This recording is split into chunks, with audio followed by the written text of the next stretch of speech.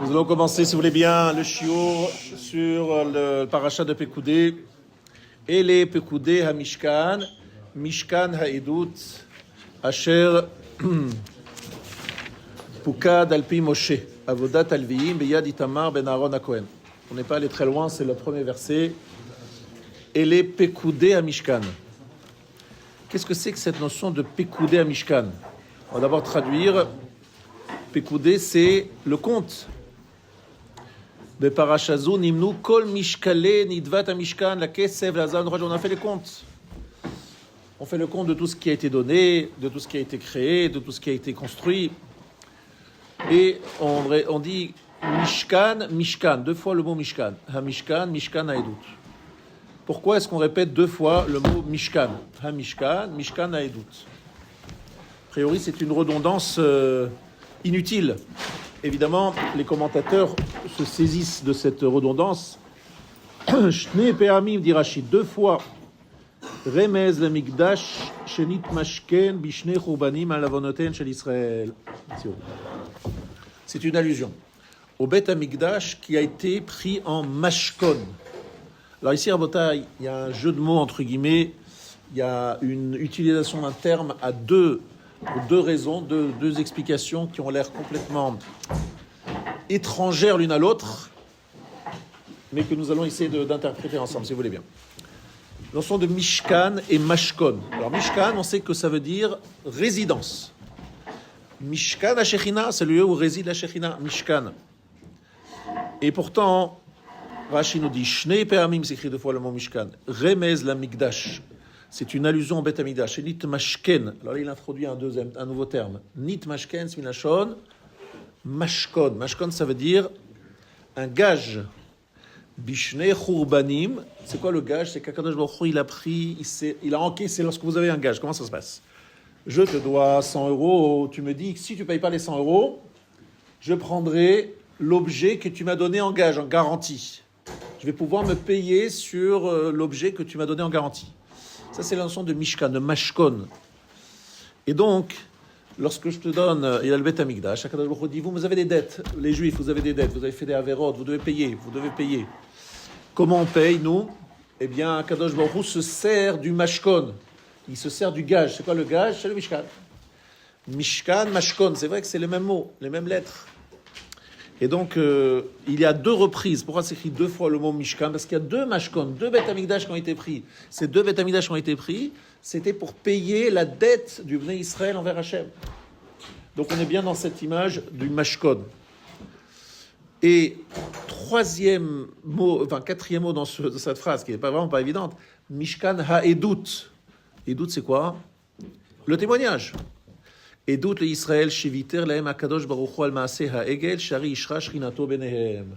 C'est un témoignage de Mishkan qu'Akadosh baruch hu viter lahem. Vitour, ça veut dire une concession, ça veut dire lâcher du lest.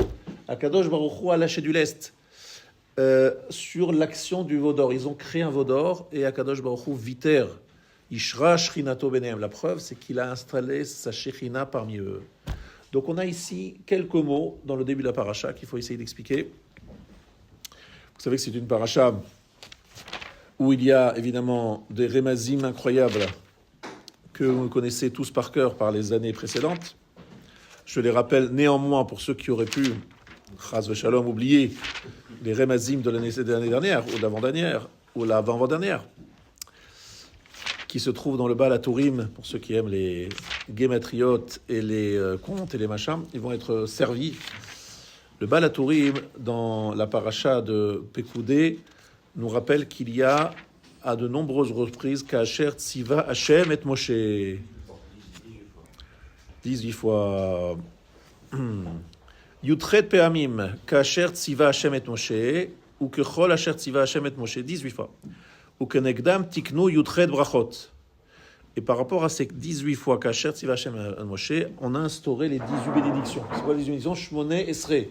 Shmona Esrei, la Hamida, la Shmona Esrei, 18 par rapport aux 18 fois Kasher Tziva Hashem et Moshe. Mais en fait, il y a une 19e fois, dit le Baal HaTurim. Ou Kenegdam, alors, il y a une 19e fois, Kasher Tziva Hashem Kenasu. Une fois, c'est écrit différemment. comme Hachem l'a ordonné, ils l'ont fait ainsi.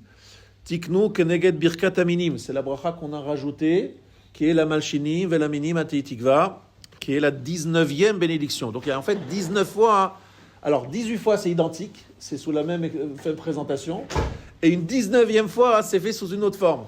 Donc c'est bien, ça montre bien que c'est un rajout qu'on a rajouté par la suite. Ensuite, dit le Balatourim, Yesh Bahem Kuf Yud Gimel Tevot. Il y a 113 mots. 113 mots dans les 113 fois Kasher Tziva Hashem et Moshe. 113 mots. Vechen Besofé Abrachot. Si vous faites le calcul, vous allez faire ce calcul chez vous, pas maintenant. Baruch Ata Hashem Magen Avram. Baruch Ata Hashem Echayem Etim. Baruch Ata Hashem Akel Akadosh. Vous allez trouver 113 mots si vous associez tous les Sofé Brachot, les fins des Brachot. Baruch Ata Hashem et la Khatima, ce qu'on appelle Khatima, la finalité de chaque bracha. Vous avez 113 mots comme les 113 mots qui sont ici dans Kasher Tziva Hashem et Moshe. Ensuite, il y a 113 mots dans les Baruch Ata Hashem Magen Avram, Baruch Ata Hashem Echayem Etim, et 113 mots dans Kasher Tziva Hashem et Moshe. Tziva Hashem et Moshe, plusieurs fois, 18 fois, plus Kouchol Asher Tziva Hashem et Moshe. Bref, tu prends tous les cas où tu as un mot, tu comptes et tu verras, travail à la maison. Il y a aussi 113 fois le mot lève le cœur dans le Chumash. Chez Tzrichim, Kavanat Alev, pour nous rappeler qu'il faut dans la Hashmina, la Hamida, il faut la Kavanat Alev, il faut être concentré. Il faut pas mettre seulement la tête, le lève, il faut le cœur, la ferveur. Voilà ce que nous dit ici le Balatourim, pour nous donner un petit peu de lien entre la paracha, Kasher Tziva Hashem et Moshe, vous entendrez ça plusieurs fois, et la Hamida, la logique. Pourquoi quel rapport y a-t-il entre le Mishkan qui est en train d'être construit et la Hamida? Évidemment, c'est que la Hamida, c'est un moment où je suis en face de la Shérina. C'est pour ça que je fais 3 pas en avant, 3 pas en arrière, que je me prosterne. J'ai la Shérina en face de moi. Je suis en train de lui parler. La Shérina, Shora, réside à tel point qu'il est interdit de passer devant quelqu'un qui prie parce qu'on coupe entre lui et la Shérina. Vous voyez, on a vraiment une notion de Hashrat Shrina, de présence de la Shrina dans la Hamida, la Shemona Esrei, et donc ce lien avec la paracha qui nous parle de la Hashrat Shrina. Je vous rappelle que la paracha quand même termine par une phrase qui devrait rester dans nos mémoires, mais qui malheureusement, par ignorance, nous ne comprenons pas l'importance de cette phrase, qui Anan Adonai al Hamishkan Yomam ve'esh tielai labo le'nei kol bet Israël bechol masehem. C'est quoi cette phrase? On va d'abord la traduire. Et c'est la dernière phrase de Pekoudé, la dernière phrase du livre de Shemot. Donc la fin de Pekoudé, donc la fin du livre de Shemot. Que dit cette phrase? Elle dit tout simplement, parce que la nuée d'Hachem était sur le tabernacle. Le jour, Esh, et sous la forme du feu, Tiyé Laïla, il y avait la nuit. Les aînés Kol Bet Israël, aux yeux de tout Bet Israël, Bechol Masehem, à chaque déplacement.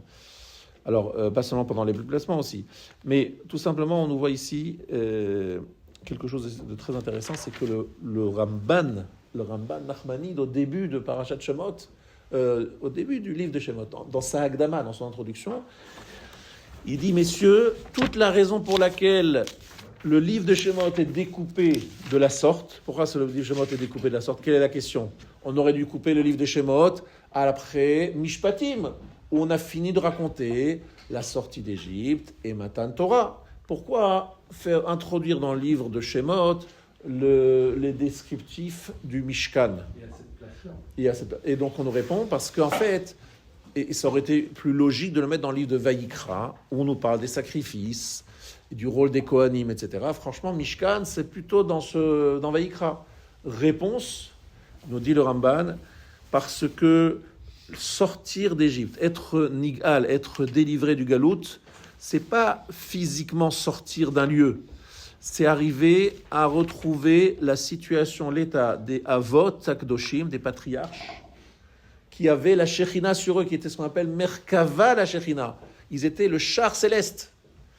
Et donc il faut que nous on retrouve, alors nous on n'est pas au niveau individuellement d'avoir cette présence de notre Shekhinah sur nous, donc on a créé un lieu, ça s'appelle le Mishkan, qui réunit tout le peuple juif parce que chacun a fait son Intvatlev, le don du cœur, ce qui permet de créer Ashrat Shekhinah dans un lieu, mais visible, où la présence d'Hachem est évidente. On voit la nuée, on voit le feu, on voit la nuée, on voit le feu.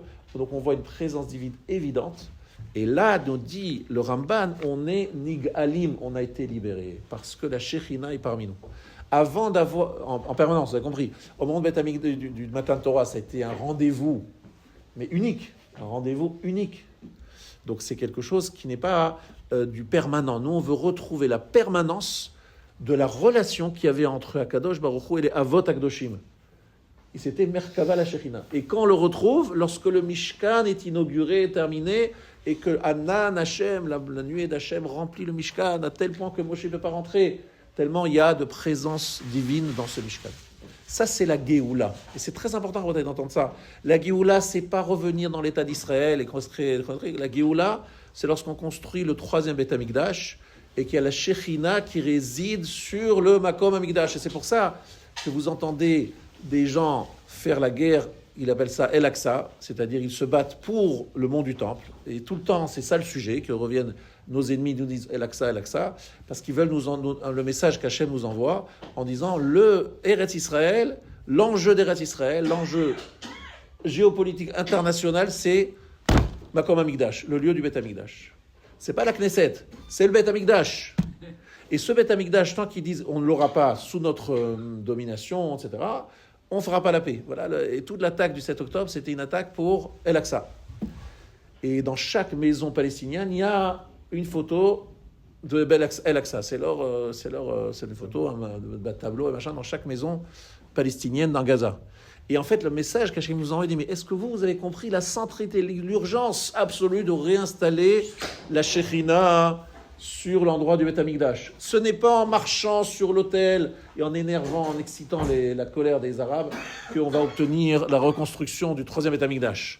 C'est pas non plus en faisant un appel général pour avoir l'argent pour construire le Beth Amikdash. Il y a l'argent.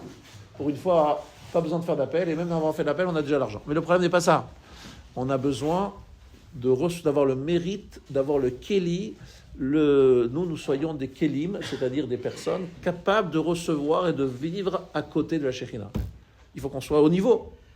Et on n'est pas encore, si la Shekhinah n'est pas là, c'est qu'on n'est pas au niveau de résidence. Mishkan, c'est résidence. Elle ne peut pas résider à nos côtés parce qu'on n'est pas à le niveau de le faire. Mais le seul sujet, c'est celui-là. Est-ce qu'on va être capable de réinstaller la Shekhinah pour le troisième Beth Amikdash? Et pour ça, il y a un travail urgent à faire à l'intérieur de nous-mêmes, et on essaye au fait des générations de faire le tikkun de la faute d'Adam Arishon pour réussir cette grande mission. Quel est le sujet de mon shiur? Le sujet de mon shiur aujourd'hui, je remercie le Rav Avraham Elada de me donner les différentes sources qu'il a utilisées pour donner cette construction. Effectivement, il y a un lien que je veux faire entre la notion de mashkon et la notion de Mishkan. Alors c'est vrai que c'est les mêmes mots, mais est-ce qu'il y a une profonde liaison entre Mashkon et Mishkan? Mashkon et Mishkan. Mishkan, ça veut dire résidence. Mashkon, c'est un gage. Est-ce qu'il y a un lien entre les deux? Est-ce qu'il y a une... Oui, il y a un lien, et c'est ça que je suis venu expliquer aujourd'hui. Et on va essayer de le comprendre de la façon suivante. D'abord, il faut savoir qu'un mashkon, il y a deux types de mashkon, deux types de garanties que vous donnez au moment lorsqu'il y a un prêt. Il y a ce qu'on appelle mashkon bishat alva'a et mashkon shelo bishat alva'a. C'est-à-dire, un mashkon, c'est donc un gage. Est-ce qu'il est donné dès le moment où je prête l'argent, ou bien vous allez réclamer vos 100 euros, par exemple, et il vous dit, j'ai pas d'argent, j'ai pas. Donc vous rentrez dans sa maison, avec autorisation rabbinique évidemment, et vous prenez un objet de valeur pour lui mettre la pression en disant, voilà, attention, si tu ne me payes pas, moi je vais le garder, ton objet là.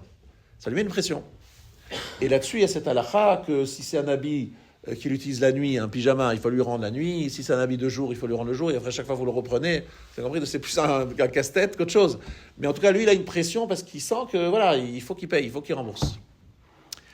Mais non, lorsqu'on parle du Mishkan, c'est un Mashkon Bishat Alva. Dès le moment du prêt, Akadosh Baruch Hu dit, attendez, je vous donne un Mishkan, mais attention, Mashkon, attention, ce Mishkan, c'est un Mashkon. Alors, vous avez bien compris que ce n'est pas les murs qui comptent, c'est la présence de la Shrina. La Shrina dévoilée, c'est un Mashkon. Akadosh Baruch Hu nous dit, si vous avez des dettes envers moi, j'enlève ma Shrina, je me retire. Si vous êtes méritant, je suis là, vous allez me voir, je suis présent. Vous voyez ce que je veux dire, c'est le Kitoudou Bakadosh Baruch Hu nous donne au moment du prêt. C'est quoi le prêt? C'est le crédit qu'Hachem nous fait. C'est quoi le crédit? Il nous a sortis d'Égypte. Ça fait des miracles incroyables. Il faut payer. Ça veut dire, c'est pas gratuit. Hachem, il met son nom. Il nous fait une sortie d'Égypte digne de VIP, avec tout le monde nous applaudit au passage. Eh bien, il faut payer.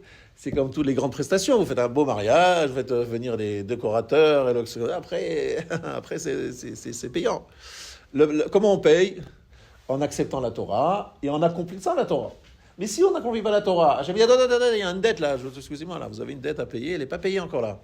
Donc il prend un mashkon, il dit voilà, moi, ma présence de Shrina, elle est à condition et il faut payer jusqu'au dernier centime. Alors ici, on va donner quelques midrashim très intéressants qu'on n'avait peut-être pas cités d'autres années. Vous savez d'abord ce que dit le midrash Tanchuma. Pourquoi s'écrit 2 fois le mot mashkon? D'une autre façon, c'est un peu différent que ce que j'ai dit jusqu'à présent. Zeu she'amar hakatuv, Hashem ahavti me'on betecha, היכל שהוא מכוון במקום משכן כבודיך. אמר רבי שמעון בר יוחאי, זאת אומרת שההיכל של מטה מכוון כנגד היכל של מעלה. שנאמר, מכון לשבתך, פעלת אדוני, מקדש אדוני כוננו ידיך. Vous connaissez cette phrase dans la Shira. Qu'est-ce que dit Rabbi Shimon Bar Yochai? Rabbi Shimon Bar Yochai vous adresse à vous à travers Midrash Tanchuma. Rabbi Shimon Bar Yochai, il dit la chose suivante. Il dit que la Heichal Shel Mata, c'est-à-dire le sanctuaire qui est en bas, Mechouvan, il est exactement en face du Heichal Shel Mala, du sanctuaire qui est en haut. Machon Leshivtecha. C'est quoi Machon? Mechouvan. Machon, c'est Mechouvan, c'est-à-dire orienté. Le Beth Amikdash en bas et le Beth Amikdash en haut, Mechouvanim, ils sont exactement sur la même ligne, ils sont exactement les mêmes. On a une sorte de parallélisme, de symétrie entre le sanctuaire d'en haut et le sanctuaire d'en bas. Machon milachon Mechouvan. D'accord? On continue. Prochain midrash. Le premier jour, c'est écrit Noté Shamaim Kayeria Keneged Yiriot Amishkan. Beyom Sheni Havdala Ben Maim Lamaim Keneged Aparochet Amavdila Ben Akodesh La Kodesh Akodashim. On prend chaque jour de la création et on montre comment chaque jour de la création, il préfigure la construction du Mishkan. Prenons l'exemple. Noté Shamaim Kayeria. C'est dit sur le premier jour de la création. Il a littéralement tendu le ciel comme une Yeria. Yeria, ce sont les tentures qui servaient de toit. Keneged Yeriot Mishkan. C'est par rapport aux Yeriot du Mishkan. Bayom Hasheni, Havdala ben Maim le Maim. Le deuxième jour, on a séparé les eaux des eaux. Keged Aparochet, Amavdila ben Akodesh, Akodesh Akodashim. La Parochet qui sépare entre le Kodesh, Akodesh Akodashim. Bayom Hashlishi, Kavu Amaim, Keneged Akior Vekano. Le troisième jour, on parle de l'eau. On parle des mers, en fait, qu'on a réunies. Ça fait penser au Kior, où il y avait de l'eau. Bayom Arevi, Meorot. Meorot, c'est par rapport à quoi dans le Beth Mishkan? La menorah. Meorot, je vous rappelle, c'est le luminaire, le soleil, la lune. Bayom Achamishi, Ofot. Les oiseaux. Keneged Akorbanot, Ve'akeruvim. C'est les sacrifices. Yom Hashishi, Briat Adam, Keneged Akohen Agadol. Le sixième jour, c'est la création de l'homme, c'est par rapport au Kohen Gadol. Bayom Hashi, Vayichulu. Vatechal, kol avodat amishkan, Oel Moed. Elle s'est terminée, tout le travail de avodat, Oel Mishkan. Ça s'est terminé, Vayechal, Minachan, Vayichulu. On montre dans ce midrash un parallélisme entre les jours de la création du monde et le Beth Amikdash et le Mishkan. On montre combien il y a des liens, des liaisons, des symétries. Qu'est-ce qu'ici veut nous dire Rabbeinu Bechaye? Rabbeinu Bechaye, il explique ce midrash. Il dit que Machon, c'est Milachon Mechouvan. C'est lui qui dit que Machon, ça veut dire Mechouvan. Ça veut dire qu'il y a une hatama, une véritable symétrie. On peut tout simplement les mettre l'un en face de l'autre. Ils sont tout à fait, on va dire, mut'amim. Comme on parle les jumeaux s'appellent les théomim. Théomim, ça veut dire ils sont mat'imim. Ils sont le même style, ils se ressemblent. Ainsi, le Heichal d'en bas et le Mechouvad, c'est la même chose. Qu'est-ce que ça veut dire? Alors évidemment, vous le savez que Betzalel, sa grande force, c'était la capacité de combinaison des noms d'Hachem qui ont permis la création du ciel et de la terre. J'avais entendu ça, c'est écrit dans Barachot, page 55. La force de Betzalel, c'est qu'il connaissait les combinaisons du nom divin qui ont permis la construction du Mishkan, du monde. Donc lui, comme il connaît les clés de la construction du monde, il peut être celui qui va créer le Mishkan. Quel rapport? C'est pas, il va pas créer un monde. Si, il va créer un microcosme. Il va faire le tikkun. Le monde, il a été sali. Le monde a été abîmé par la faute. Maintenant, on va créer un monde pur, propre, nickel. Et il a besoin d'avoir les clés, c'est-à-dire de savoir comment on a créé le premier monde pour refaire un deuxième monde, tout petit, très petit, mais très propre. Et donc, c'est ça que dit le Rabbeinu Bechaye. Yichud shemotav shel HaKadosh Baruch Hu. Shem Havaya, Veshem Elokim, Veshem Shindalet Yud. Donc, ça veut dire qu'il connaît tous les noms. De la même façon qu'au moment de la création, HaKadosh Baruch Hu, Shabbat, il s'est reposé, il a arrêté de créer le monde. Ainsi, lorsqu'on crée le Mishkan, pas Shabbat, que la semaine. Et il y a écrit 32 fois le mot Elokim, d'accord, dans la création du monde. Vous savez qu'on compte 31 dans le début de Bereshit. Vous avez 32 fois le mot Elokim, 32 fois, vous vérifierez. C'est par rapport à Chochmat Lev. Chochmat Lev, Lev c'est 32. Chochmat Lev. Donc effectivement, c'est le Rabbeinu Bechaye qui dit ça. Ça veut dire que le Mikdash d'en haut, qui est donc la création, donc c'est la Briata Olam, c'est en fait le monde a été créé pour être un lieu de résidence de la Shekhinah, de Kavod Hashem, de Kiddush Shem Shamaim. C'est ça que le monde, c'est ça le projet divin pour le monde. C'est de faire de son monde un Mishkan, un Mikta Mikdash, tout le monde entier. Malheureusement, le projet, il s'est beaucoup réduit. Parce que, avec la faute originelle d'Adam Arishon, puis après la vente de Yosef par les frères, puis après la faute du veau d'or, Hachem il dit, bon, oulala, il va falloir qu'on réduise nos ambitions. Le monde, dans son ensemble, il n'est pas encore pour l'instant le résidence de la Shekhinah dans son ensemble. Bayom ha'ou yiyeh Hachem echad u'shmo echad. Ce jour-là, Hachem sera un. Et nous a expliqué le Rav Shapira, j'ai dit ici plusieurs fois, yiyeh, c'est 2 fois yudke. Yiyeh, il sera, c'est 2 fois les 2 lettres yud, he. Or, vous savez que le yud et le he, comme le dit la Gemara dans le Nachot, sont à l'origine de la création du Olam Hazeh et Olam Haba. Lorsque vous dites que Yiyeh, c'est le nom d'Hachem à la fin des temps, où il dira, voilà, regardez, le projet Yudke, la réalisation Yudke, c'est exactement Mamash Matim, ça veut dire ça correspond exactement à mon projet.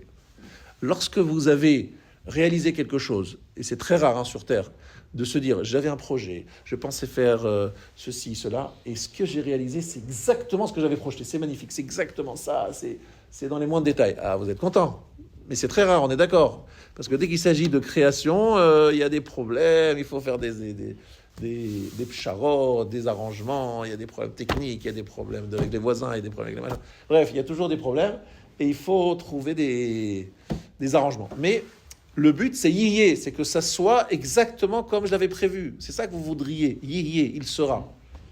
Akadosh Baruch Hu dit, c'est seulement à la fin des temps que mon projet se réalisera à 100%. Pour l'instant, c'est Yudke Vavke. Pourquoi le Vav? Parce que le Vav a fait penser au mot Chivia. Chivia, ça veut dire le serpent. Le serpent, c'est le Vav. Il ressemble d'ailleurs au Vav, le serpent. Et donc, Chava aurait dû s'appeler Chaya. Pourquoi elle s'appelle Chava?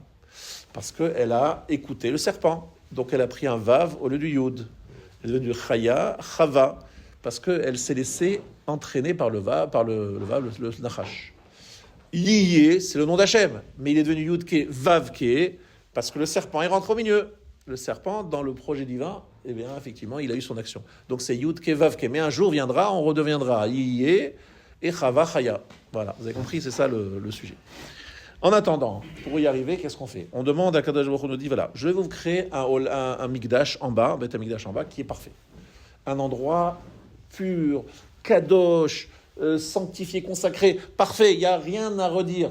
Tout est fait exactement selon le projet d'en haut. Et Kadosh Baruch Hu dit, là je suis content, c'est exactement Kacher Tziva Hashem et Moshe. Alors il faut savoir que Kacher Tziva Hashem et Moshe s'écrit dans Parashat Pekoudé, mais ce n'est pas écrit dans Parashat Vayakel. Vayakel rappelle la construction de l'ossature du Mishkan et des ustensiles du Mishkan. Parashat Pekoudé est consacré à le descriptif des habits du Kohen. Dans Vayakel, écoutez bien, c'est un point très important et très intéressant. Vayakel, on ne répète pas Kacher Tziva Hashem et Moshe. Dans Pekoudé, on parle des habits, on répète Kacher Tziva Hashem et Moshe. Pourquoi? La réponse, dit le Klei Yakar, c'est que dans Vayakel, il y avait le Mishkan d'en haut était le modèle. Donc il a dit, voilà, fais exactement ce que tu vois là-bas. Comme le Mishkan d'en haut, fais le Mishkan d'en bas. Lorsqu'il s'agit des habits, les habits, il n'y a pas en haut. Il n'y a pas en haut des habits. Les habits, c'est en bas, avec le Kohen Gadol. Le Chavod, ou le Tiferet, c'est écrit les habits, pour honorer et pour la gloire du Kohen. Donc ce n'est pas du tout quelque chose qu'on retrouve en haut. Donc lorsqu'on a fait les habits du Kohen Gadol, il était nécessaire de répéter « Kacher Tziva Hashem et Moshe ». Alors que lorsqu'il s'agissait des ustensiles, il s'agissait simplement de voir que Tovnit, comme le Tavnit qui est là-haut. Et donc en fait, ce qui est très intéressant ici, c'est que Kadosh Baruch Hu conditionne. Il dit voilà, je vous donne maximum, Mishkan, Mikdamikdash. Ma présence de la Shekhinah est évidente, est visible. Mais c'est mashkon, c'est la condition, c'est un gage, c'est-à-dire toute la construction de ce monde, il faut que vous écoutez bien ce que je veux dire maintenant, c'est un yesod gadol dans toute notre façon de voir le monde. Et je vous invite à regarder le Klei Yakar. Le Klei Yakar, on est très inspiré du Klei Yakar dans notre Dvar Torah. En fait, vous le savez, et aussi de Shvili Pinchas, on a appris un petit peu de Shvili Pinchas. Et donc, je vais vous expliquer quelque chose. En fait, Akadosh Baruch Hu, qu'est-ce qu'il fait? Lui, il veut toujours donner. Il est là, il veut donner, il veut donner, il veut donner. Il veut se révéler, il veut donner au maximum à ses créatures. Le problème, c'est pas lui, c'est nous. C'est nous qui ne sommes pas prêts à recevoir. On n'est pas prêts. Le Mishkan d'en haut. Pourquoi est-ce qu'on parle d'un Mishkan en haut? C'est quoi cette idée de Mishkan en haut? C'est quelque chose de bizarre, non? Mishkan en haut. C'est pourquoi on a besoin d'un Mishkan en haut? C'est quoi l'histoire là-bas? Quoi l'idée? C'est qu'en fait, Akadosh Baruch Hu dit que pour pouvoir avoir un Mishkan en bas, il faut qu'il y ait un Mishkan en haut qui est mashpia, qui donne. C'est-à-dire, il n'y a rien qui vient seulement d'en bas, tout vient d'en haut. Mais pour que les choses viennent d'en haut, il faut qu'il y ait une sorte de parallélisme, de parallélisme parfait entre ce qui est en haut et ce qui est en bas. Prenons un exemple très simple. On a un homme qui est un grand tzaddik, un très grand tzaddik, et on voit qu'il a Ruach HaKodesh, qu'il a d'une aide divine incroyable, etc. C'est quoi l'idée? C'est qu'en fait, lui, il s'est mis sur une orbite exacte en face de projets qu'Hachem avait pour lui. Prenons l'exemple de Yaakov Avinu, d'accord? Il est le soulam, il voit en haut, il a la forme de Yaakov Avinu dans le ciel au niveau du char céleste. Il y a la forme de Yaakov Avinu en bas de l'échelle, et il y a l'échelle qui va de l'un à l'autre, et les malachim qui montent, qui descendent. C'est quoi cette image? C'est-à-dire qu'en fait, le tzaddik bénéficie d'une providence, d'une bracha, qui vient justement du Yaakov qui est en haut. Akadosh Baruch Hu a donné à ce Yaakov d'en haut, un chelek, une part dans l'olam haba, donc une dimension spirituelle très élevée. Et celui qui est en bas, il est en parfaite adéquation avec celui qui est en haut, avec le projet divin. C'est pour ça, dit le Bnei Yissachar, qui écrit 2 fois le mot Avraham. Avraham. Des fois, c'est écrit comme ça. Avraham, où Moshe, il y a des répétitions. C'est dire Avraham d'en haut, Avraham d'en bas, vous êtes en pleine adéquation. Vous voyez, c'est ça, il faut bien comprendre ce... Yaakov, exactement. Et les malachim, ils sont étonnés. Ils disent, mais il y a un Yaakov en haut, Yaakov en bas. Ils disaient... Ça veut dire quoi? Ça veut dire que nous ne sommes pas le mekor, la source de la bracha, de la shrat, shrina, etc. Tout doit venir d'en haut. Mais pour que les choses viennent d'en haut, il n'y a pas de problème. Là-haut, il y a le réservoir, il y a ce qu'il faut. Il faut juste se mettre en bonne adéquation et être parfaitement mechouvan, c'est-à-dire machon le shivtecha. Mets-toi exactement en face, c'est-à-dire fais exactement ce qu'il y a à faire. Comment ça se passe? Comment on fait? Il faut Kacher Tziva Hashem et Moshe, respecter les règles, c'est-à-dire faire exactement les choses selon les mesures demandées. 2 manmot et demi, c'est pas 2 amot 3/4, et c'est pas 2 amot 1/4, c'est 2 amot et demi précisément. Et puis après, une fois que tu as mis le cadre, il faut chokhmat lev, il faut mettre ça avec son cœur, il faut un betzalel, il faut des gens qui mettent leur cœur et leur ferveur. Et lorsque tu as tout ça, ça fonctionne. C'est comme une Shmoneh Esrei. Les gens, ils se disent, on va aller vite dans la Shmoneh Esrei. Mais c'est dommage, parce qu'en fait, la Shmoneh Esrei, c'est quoi? C'est se mettre en adéquation avec une force spirituelle qui est en haut. Si tu as fait les choses exactement comme il faut les faire, tac, ça passe. C'est comme si tu ouvres une porte. Voilà, il y a une porte. Moi, je pense souvent à cette image, lorsque je suis dans la Shmoneh Esrei, je me dis, je suis devant un coffre-fort. Il y a dedans des millions. Et moi, je suis là, j'essaye d'ouvrir le coffre-fort. On m'a dit, si vous arrivez à trouver le système pour l'ouvrir, tout ce qui est à l'intérieur est à vous. Je dis, oulala, sympathique comme deal. Donc je suis là, j'essaye. Mais attention, parce que le code, il faut faire exactement le code. On ne peut pas faire plus ou moins, etc. Sinon, ça ne s'ouvre pas. On est d'accord? Le peuple juif, lorsqu'il fait la Shmoneh Esrei la Hamida, il est comme devant un coffre-fort. Il fait exactement chaque mot à sa place, avec la kavana, avec la ferveur, etc. Il dit chaque mot distinctement, sans courir, sans dire, en disant chaque mot d'un bout à l'autre, toutes les syllabes. À la fin de la Hamida, on lui dit, tu veux demander quelque chose? Pourquoi? Parce que le coffre-fort s'est ouvert. Elokai netzor le shonimera, c'est le moment où on vous demande des choses. Hachem, j'ai besoin de ci, j'ai besoin de ça. Il n'y a pas de problème, monsieur. Allez-y, servez-vous. Je vous sers. Non, je vous sers. Non, vous ne servez pas, je vous sers. Vous avez fait une Hamida, vous avez ouvert le coffre. Vous avez fait exactement le code qu'il fallait. La porte est ouverte. Allez-y. La porte est ouverte. C'est un moment incroyable. C'est un moment de Ratson, parce qu'on a ouvert la porte.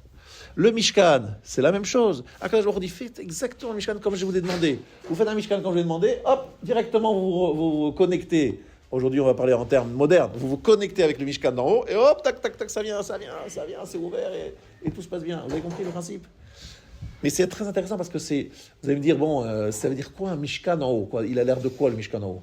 Il ressemble exactement à celui-là. Et pourquoi est-ce qu'on aurait en haut un Mishkan avec des poutres, alors que là-haut, on est dans un monde spirituel? Vous dites, c'est bizarre votre truc. On est d'accord, vous avez raison. C'est pas des poutres et de machin, c'est la traduction spirituelle que je n'ai pas de ce que représentent des poutres, ce que représentent des tentures. Je ne sais pas ce que ça veut dire. Ce que je sais juste une chose, c'est un grand message très important pour un homme croyant. Vous êtes croyant ou pas? Si vous êtes croyant ou vous n'êtes pas croyant, il faut peut-être quitter le salle. Mais si vous êtes croyant, vous savez qu'il y a effectivement... Nous, notre réussite vient de la hashpa'a, de la siyata d'Ishmaï, de l'aide Hashem. Et nous, ce qu'on a besoin, c'est simplement nous mettre en adéquation et en connexion. On y est, on est bon. Malheureusement, si on ne le fait pas, il y a ce qu'on appelle mashkon. Akadosh Baruch Hu dit, voilà, moi je suis prêt à donner ce que vous avez besoin. Mais attention, si vous n'êtes pas au top, mashkon, je reprends ma présence de shrina. Ma shrina, le mashkon, c'est pas le lieu physique. Le mashkon, c'est la présence divine. Vous avez bien compris que lorsque Titus ou Nebuzradan rentrent dans le Beth Amikdash et qu'ils ont une facilité pour brûler, etc., on leur dit du ciel, vous avez brûlé un endroit déjà brûlé. C'est-à-dire, c'est pas les murs qui comptent, c'est la présence de la Shrina. Si la présence de la Shrina est là, vous pouvez faire ce que vous voulez, vous ne pouvez pas toucher, elle n'est pas là, c'est là. Donc, Allah leur dit Mishkan Mashkon.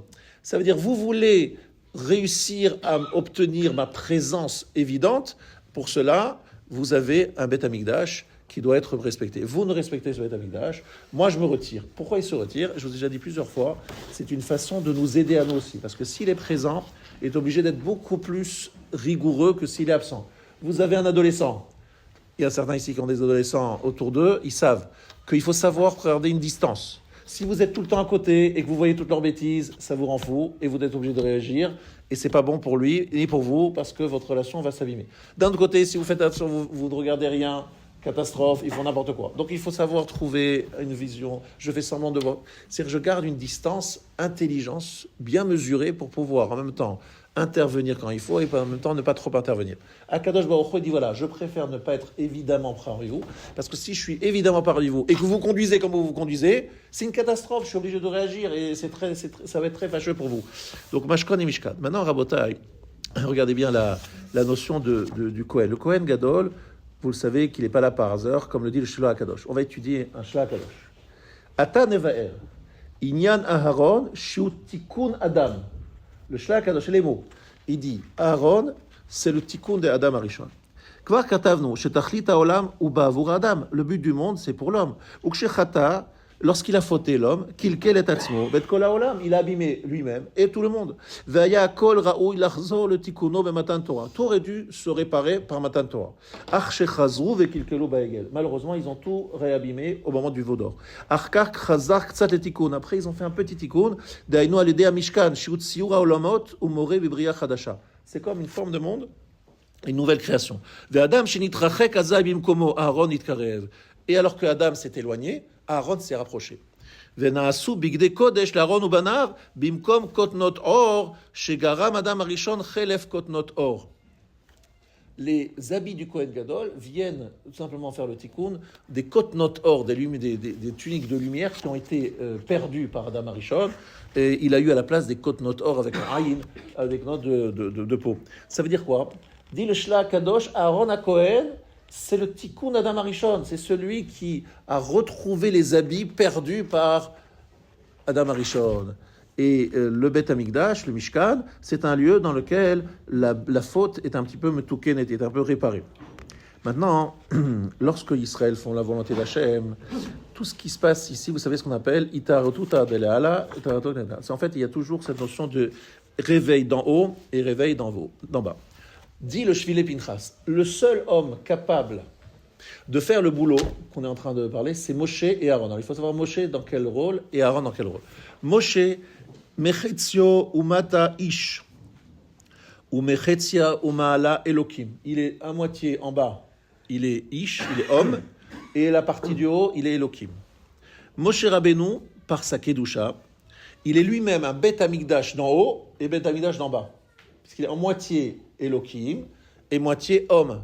Donc il est lui-même un hybride, on appelle ça aujourd'hui hybride. Essence et électrique. Alors lui, il est Elohim et Adam. Et qu'est-ce qu'il veut faire? Lui, il veut être Mechaber, le Mishkan d'en haut et le Mishkan d'en bas. Très bien. Vient Aaron, qu'est-ce qu'il fait comme complément à Aaron? Aaron, c'est celui qui fait le tikkun d'Adam Arishon. Donc lui, Moshe, c'est celui qui fait descendre la Shechina, grâce à ce côté hybride qu'il a. Aaron, c'est celui qui est l'homme qui fait la avoda, qui fait le service divin, et qui fait le tikkun de la faute d'Adam Arishon. Au début, vous savez tous que Moshe voulait faire les deux rôles, voulait être aussi Aaron, et puis il a perdu ce rôle parce qu'il a refusé d'obtempérer lorsqu'Hachem l'a envoyé pour sauver les Juifs d'Égypte. Il a refusé pendant un certain temps. Maintenant, regardez bien. Lorsque Akadosh Baruch Hu voit qu'on est Mekadesh Shem Shamaim en bas, Akadosh Baruch Hu complète et vient en haut. Je vous ai déjà dit plusieurs fois, et c'est une constante très intéressante. Vous savez que il y a toute une discussion dans les poskim sur la façon dont les noms des Shvatim sont écrits sur les deux Avnei Shoam. Il y a deux pierres. Alors, une pierre 6, une pierre 6. Mais vous avez connaissance de la condition numéro 2? Il faut qu'il y ait 25 lettres à droite et 25 lettres à gauche. Et à tel point qu'ils se demandent si Binyamin est écrit avec 2 Yud, est-ce que Yosef c'est écrit Yosef ou Yehosef? Il faut trouver 25. Donc on retombe sur la notion du 25 qui doit arriver à 50. 25, 50. Kohen, c'est Chavhes 25 et Nun 50. C'est-à-dire le Kohen, son rôle, c'est de passer de 25 à 50. Et je vous ai expliqué plusieurs fois que 50 représente le 50e jour, le jour de Matan Torah, le 50e porte de la pureté, d'accord? Et que 25, c'est la moitié. C'est-à-dire que l'homme doit faire 25 pour obtenir encore 25. Lehanchil ohava yesh. J'ai yesh. C'est quoi yesh? Ya. Ça veut dire 310. 310 mondes pour chaque tzaddik. Pourquoi 310 et pas 309 et pas 500? Parce que 310, c'est la moitié de Keter, qui est 620. Ah, pourquoi la moitié? Parce que chacun d'entre nous va faire la moitié du travail. Et si nous, on fait la moitié du travail, eh bien, le Mikdash qui est en haut, il complète. En fait, c'est notre partie à nous qui est en haut, et la partie qui est en bas. Nous, on remplit 25, eux, ils font 25, et hop, ça fait Echad, on a terminé le boulot, on a fait le travail. Parce qu'elle existe déjà, le 25 en haut, mais il faut, pour pouvoir en profiter, avoir rempli en bas les 25. Et une fois qu'on a 25, on a 50. Vous avez compris? Et les deux pierres, Avnei Shoam, il y a 25, pour nous rappeler que c'est effectivement deux parties qui doivent se compléter, se réunir. Le peuple juif, c'est la même chose. Il doit être mitached, il doit se réunir. Toute la notion du klal Israël, du Echad, c'est réunir les 25 et les 25, ce qui n'est pas facile du tout, parce que dans Hachem, nous les Juifs, on a une grande capacité à marloquette. Et deuxième chose que nous devons faire, c'est remplir le Echad avec ce qui est en haut. En clair, ce qu'il faut, c'est arriver à réunir cette dimension du 50, les réaliser, comme font d'ailleurs les Lulaot. Il y a combien de Lulaot qui font le lien entre les deux parties les deux. Il y a des groupes de tentures. Elles sont deux parties. Chamishim Lulaot.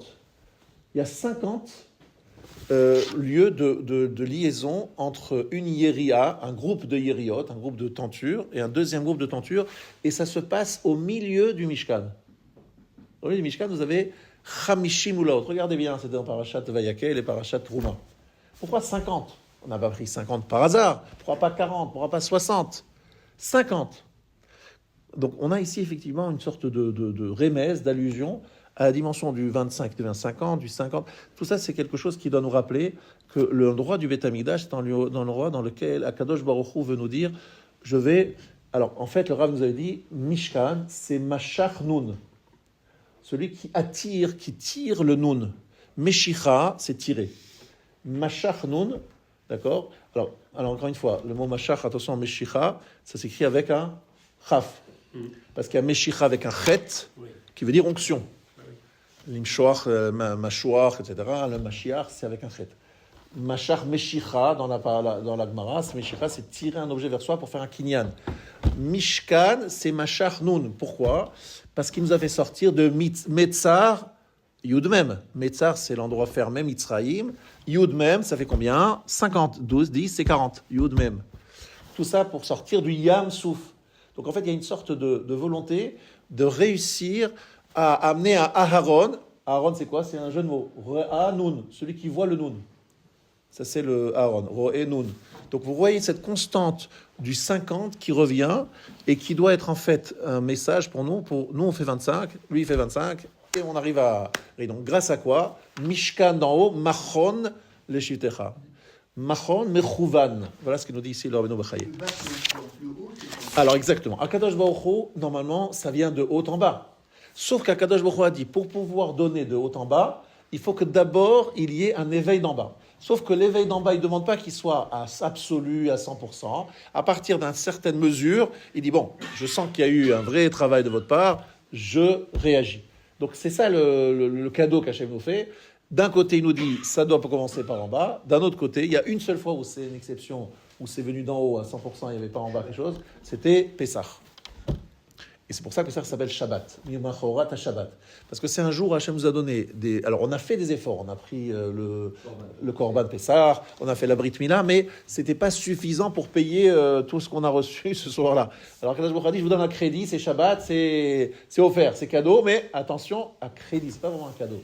C'est à crédit, il va falloir faire le 50e jour, payer cher vos cadeaux. Et le Mishkan, c'est lorsqu'il y a eu le veau d'or, d'après Rashi, on nous a donné un moyen de nous racheter grâce au Mishkan, qui est en fait un mashkon. Voilà, vous avez une dette, je prends un mashkon, le Beth Amikdash. Maintenant, il n'y a plus de Beth Amikdash. Qu'est-ce qu'il fait Akadosh Baruch Hu lorsqu'il doit faire payer le peuple juif ? Il prend les tzadikim, il fait malheureusement des pogroms et des shoahs et des machins. Et c'est encore une fois des gens qui sont pris, des neshamot qui sont prises, malheureusement par nos fautes. Et donc, encore une fois, il prend le mashkon. Mais c'est pourquoi ? Parce que l'être humain, le mashkon, c'est quoi ? C'est des gens qui ont fait beaucoup d'efforts dans leur vie, des tzadikim, et qui sont morts parce que Al-Kiddush Hashem, en sanctifiant le nom d'Hachem, parce qu'ils sont juifs, parce qu'ils ont voulu donner leur vie, parce qu'ils n'ont pas voulu adhérer au christianisme à l'époque de l'Inquisition. C'est donc des gens qui font une forme de mikdash, un mashkon, on va dire, des tzadikim. Les tzadikim aussi sont appelés mashkon. Mais rappelez-vous bien, Akadosh Baruch Hu, lorsqu'il a créé le monde, il a créé le monde, et le mishkan est sous la forme du monde, c'est un microcosme. Et si on arrive à créer, alors c'est pour ça que je dis toujours à nous tous, vous ne vous rendez pas compte, lorsque vous faites la tfila, lorsque nous faisons la tfila, ce sont quoi ? Ce sont des mishkan, ce n'est pas des mishkan physiques, mais c'est un temps de votre vie que vous offrez à Hachem. Et vous devez le faire un mishkan, vous devez le donner toute sa porte. Donc, en même temps, être précis sur ce que vous dites, dire les choses bien comme il faut, et mettre la kavanat à lèvres. Et si vous arrivez à faire le deux, vous avez fait un petit mishkan dans ce moment-là. Le temps de la Hamida, ça sera votre mishkan. Un mishkan, non pas physique, mais c'est un mishkan qui est mosher, qui ouvre les portes d'en haut. Kacher tziva Hashem et Moshe, c'est exactement 113 mots, comme les 113 mots qui terminent les brachot de la Hamida. Et il y a effectivement 113 fois donc le mot éloqué. Donc effectivement, on a ici un message que je trouvais très important, et je voudrais revenir au début de mon shiur. Pourquoi Ele pekudeh ha-mishkan, mishkan ha-edut, asher pukad al-pi Moshe. On nous parle donc à la fin de la livre de Shemot sur, on va dire, les comptes qui sont faits de tout ce qui a été construit et créé. On a beaucoup insisté sur le mishkan, on répète, parce qu'en fait, il y a là la clé d'un petit monde metoukan, d'un monde, on va dire, réduit, très réduit, mais qui est parfait, et qu'on doit s'inspirer pour faire soi-même son travail personnel. Donc par exemple, un exemple que je vous donne, la place de la menorah, c'est où? Devant la fenêtre. Vous savez où c'est? C'est au sud. Et le shulchan, il est? Non. Alors regardez comment c'est écrit dans la Torah, c'est écrit un peu différemment. C'est quoi la place de la menorah? Je vous donne un exemple pour montrer les enseignants qu'on peut prendre du Mishkan à travers leur... comment c'est écrit? Vaïten et ha-shulchan be'ohel moed. Donc il a mis d'abord la table. 3 versets plus tard. Vayassem et ha-menorah be'ohel moed nochach ha-shulchan. Il a mis en face. Et pourquoi il n'a pas commencé par la menorah? Moi, j'aurais commencé par la menorah. La menorah, c'est la Torah, machin, avant le shulchan. Le shulchan, c'est le pain, c'est le truc, c'est la mazé. Moi, j'aurais commencé comme ça. Pourquoi vous faites comme ça? En plus, pourquoi on a changé de terme? Vayassem et ha-menorah, vayiten et ha-shulchan, et le Aaron, c'est vayikach. Vayassem, vayikach et ha-edut el Aaron, vayassem et ha-banim el Aaron, vayiten et ha-garon, vayave et Aaron. Vayave et Aaron. Vayiten et ha-shulchan et vayassem et ha-menorah. Vous avez remarqué que c'est chaque fois des verbes différents qui sont utilisés pour chacun de ces 3 ustensiles.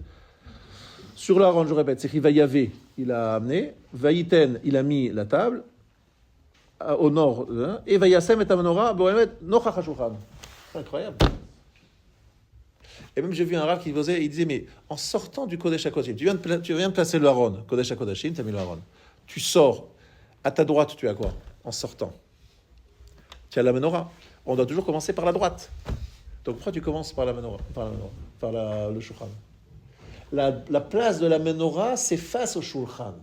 C'est très intéressant. Ça veut dire qu'en fait, le Aaron représente la Torah dans sa partie la plus... Le Kodesh HaKodashim, c'est un endroit fermé, on n'a pas accès, c'est un endroit de Malachi, bref, c'est un lieu un peu loin de notre réalité de quotidien. Par contre, la menorah, elle est là pour être en face du shulchan. Ça veut dire qu'elle est là pour éclairer un homme confronté à son quotidien qui s'appelle le pain quotidien. Le pain quotidien, c'est bien le symbole de notre combat quotidien pour la parnassa, pour notre relation avec ce monde. Et c'est la menorah, elle est en face du shulchan. C'est pas le shulchan qui est en face de la menorah. Parce que Hachem a voulu, à travers cette Torah que représente la menorah, nous donner des solutions et des façons de vivre dans un monde où il y a le pain. Vous avez compris? C'est à Kadosh Baruch Hu nous donne, voilà, vous avez du pain, vous avez des besoins physiques dont le pain est un symbole, eh bien on va mettre la menorah en face parce que la Torah donne une solution aux problématiques de l'être humain. Elle lui donne un moyen de faire, une apprenti, comment réagir. Mais la Torah, elle a aussi une dimension supérieure, elle est une vérité intemporelle, authentique, qui dépasse de loin ce monde. Mais elle est aussi une menorah qui éclaire comment faire dans le quotidien. La menorah, c'est une lumière. Une lumière, c'est lorsqu'il fait sombre. Donc c'est bien en face du shulchan. Lorsqu'on est face à la situation de l'être humain dans son quotidien, il a besoin d'une menorah qui représente la Torah, une menorah qui éclaire pour savoir comment gérer son problème d'homme. Ça, c'est la menorah. Alors que le Aaron, c'est la Torah dans toute sa magnificence, qui est une Torah qui n'a pas de lien avec le monde, qui a été là avant le monde et qui sera là après le monde, qui est une vérité intemporelle et qui n'est pas liée à cet espace. Mais il y a aussi une menorah, il y a aussi une Torah qui est là pour répondre et gérer le monde dans lequel on est. Vous voyez ce que je veux dire? Ça, c'est magnifique de voir ça. Par exemple, un enseignement pris du Mishkan. Le Mishkan, c'est un lieu d'enseignement pour nous expliquer comment apporter, prendre et capter cette Asherat Ashrina. Et c'est pour ça qu'il y a Mishkan et Mishkan Mechouvan. Donc vous avez trouvé trois explications sur la raison pour laquelle il y a écrit 2 fois le mot Mishkan. Une explication, c'est parce que Mashkon, il y a 2 Beth Amikdash qui vont être pris en garantie. Il y a une autre explication, c'est parce qu'il y a un Beth Amikdash, un Mishkan en haut, qui correspond au Mishkan en bas, 2 fois le mot Mishkan. Et évidemment, il y a Rashi, vous voyez le pshat de Rashi, c'est Shnei Pe'amim, Remez le Mikdash Shenit Mashken, Mishne Choman. Lui, il trouve l'explication d'allusion au Mikdash qui a été pris en garantie, en tant que Mashkon. Et effectivement, il y a la notion de Mishkan, Mishkan Ha'edut. Mishkan Ha'edut, c'est le témoignage de la fin, de la réparation de la faute du Vaudor. Donc c'est un lieu plutôt de Kapara. Donc on a ici trois dimensions, et je voudrais ici que vous réalisiez un petit peu que ce que je vous ai expliqué ici, donc le Klei Yakar est à l'origine, il y a un peu de Shvili Pinchas, et il y a un petit peu d'Ariel Gay, il y a un peu de je sais pas quoi. Bon, on a fait un mélange un peu, voilà, une petite cuisine, et donc tout ça pour vous expliquer que Bezrat Hashem, on finit par Rachat Shemot, le livre de Shemot, ce Shabbat, on fête ce retour de la Shekhinah visible, etc. Et nous devons prier très fort pour que la Shekhinah, qui tarde à se révéler, se révèle d'une façon éclatante et qu'on soit réouïm d'abord nous-mêmes à recevoir ce Gilouï Shekhinah à travers la construction du Beth Amikdash.